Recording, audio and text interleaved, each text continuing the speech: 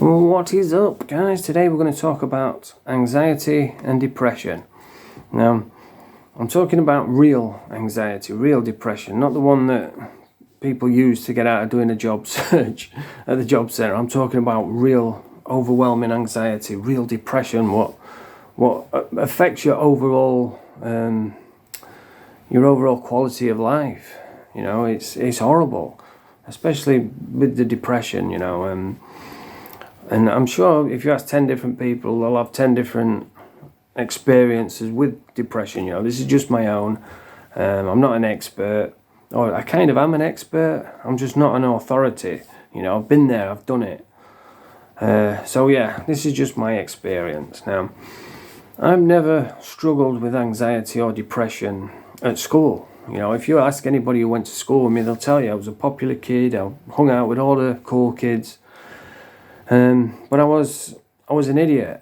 I never studied. I was unteachable, really. If you read all my old report cards, they all say the same thing. He's a capable lad, but he chooses just to mess about. And that's what I did. I was unteachable. I probably had ADHD if it was these days, because I just wouldn't listen, and I would just disrupt everyone. And they all say the same. He's capable. He's just silly because I'm an entertainer. I want to make people laugh. And that's what I was like. And it got to the point where we used to call it twagging. I would go twagging all the time, and it means not going to school. And usually if somebody is twagging all the time, they'll phone their parents, and say, oh, but with me, they was glad I was gone. They didn't phone anyone. It was just like, fuck that guy, I'm glad he's gone. Because I would just disrupt everyone. I was very immature. And but I was never depressed. I just loved being me. And I used to say to myself all the time, yeah, you've got a fucking awesome life. I just used to love being me. And I had no problem communicating. I had no problem with anxiety. It all started because I was going to the rave scene. I was good at meeting people, and then I started going to the rave scene. I ended up getting on heroin, and that's when all the problems started. And this is why I tell people heroin cost me everything. This addiction, what I had, cost me everything. And I was going to the raves, and then the first time I started getting in trouble and going in and out of prison, and the first time I recognised anxiety was, I'd just come back for some, I don't know, probably a shoplifting, when I was in the queue at dinner in prison, and the screw says, what are you back for? And I says, shoplifting. And he says, no, I mean, what are you back in this queue for? Because he thought I'd already been through. And I just remember burning up, getting overwhelmed, sweating, and it was like, I was just hit with a wave of anxiety, and it's like my brain shut down, and I couldn't, it was horrible. And I got away.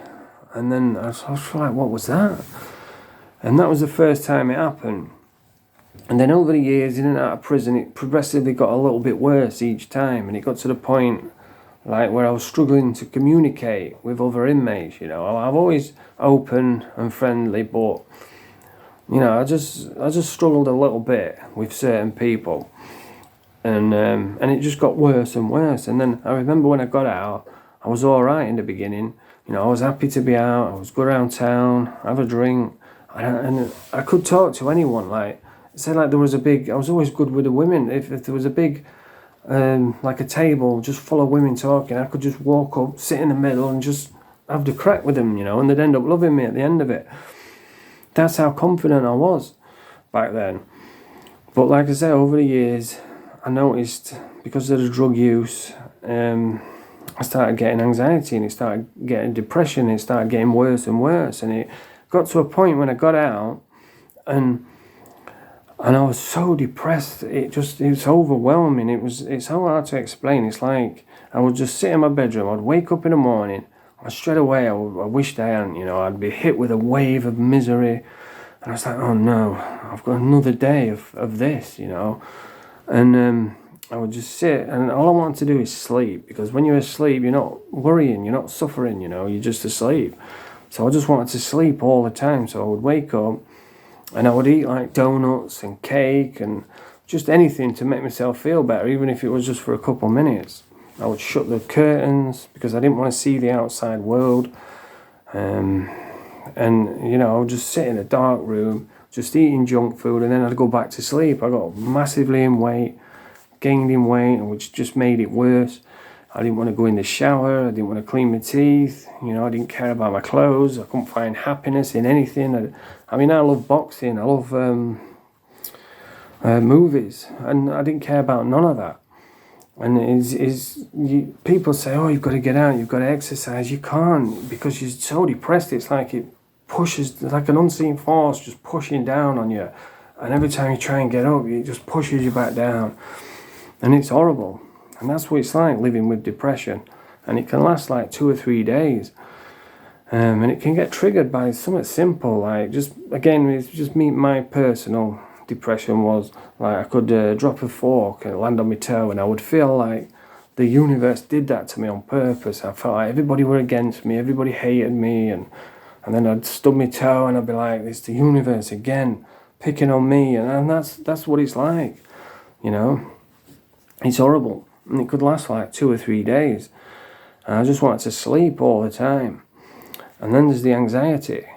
Like, again, I never used to have anxiety, but I started on the Valium, which is for anxiety, which is a great wonder drug. It works, if you have it like once a week or once a month, it's brilliant. But if you get addicted to it, when you come off it, the anxiety comes back like 100 times worse. And because I've been doing YouTube, documenting my struggles, I've been doing TikTok, I'm getting recognised in the street, mostly from TikTok, which is weird because I rarely do any videos on there, they just get deleted. But yeah, people are recognising me, and I was in the in the shop, and somebody came up, and it was a lovely couple, they just wanted to come over and say hello, and it was like I was overwhelmed by anxiety. I started burning up, my brain shut down, I couldn't talk, I started sweating, and I just had to get away. And then when I got back to normal, I was like, oh no, I bet they thought I'm a right dick. I bet they thought I'm an arrogant, and I just started overthinking it, and for days I couldn't get it out of my head, and it was nothing, to a normal person, that's nothing. But that's what it's like living with anxiety. It's overwhelming. I've had offers to go on podcasts, to do lives, even a documentary, and I have to knock it back because I've got this horrible anxiety. And then there's depression on top of that.